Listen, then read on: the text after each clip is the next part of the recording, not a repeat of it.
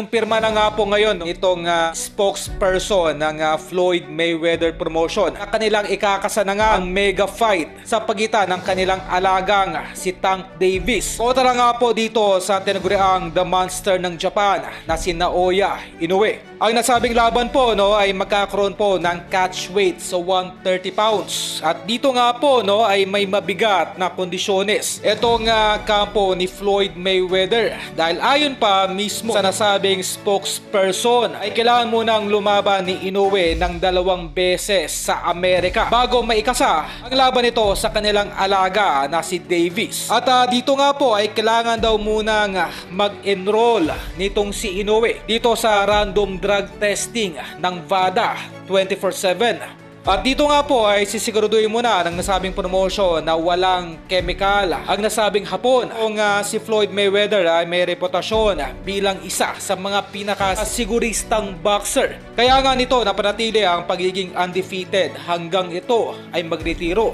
At ito nga po ay reflected sa kanyang mga alaga. Keep in mind noong naging laban nitong si Davis kontra kay Garcia noong Abril ay nagkaroon po ng rehydration clause na kung saan ay pigang-piga po itong si Ryan Garcia sa mismong araw ng kanilang laban nitong si Tank Davis. At ang ganitong pagiging sigurista nga po nitong si Floyd Mayweather para sa kanyang alaga. Matagal nang nababalita itong di umano'y paggamit nitong si Inoue ng ipinagbabawal na kemikal dahil sa paulit-ulit na lamang na ginagawa nitong dahilan ang kanyang injury. Kaya ito ay nabibigyan ng clearance na magpasaksak ng tinatawag nilang pain reliever. Marami mga Pinoy na nagsasabi na tila patay dito ang kampo ni Inoue. Sa oras na malaman na may kemikal ang nasabing hapon, ang ganitong investigasyon na gustong gawin ni Floyd Mayweather ay tila sayang dito sa ating pambatong si Marlon Tapales. Dahil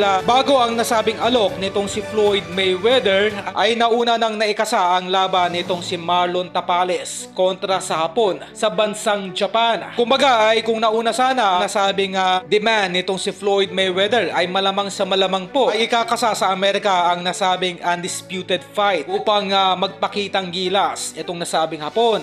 Ganoon pa man ay atin na lamang ipagdasal ay hindi gumamit ang ipinagbabawal na kemikal itong si Inoue kontra sa ating kababayang si Tapales.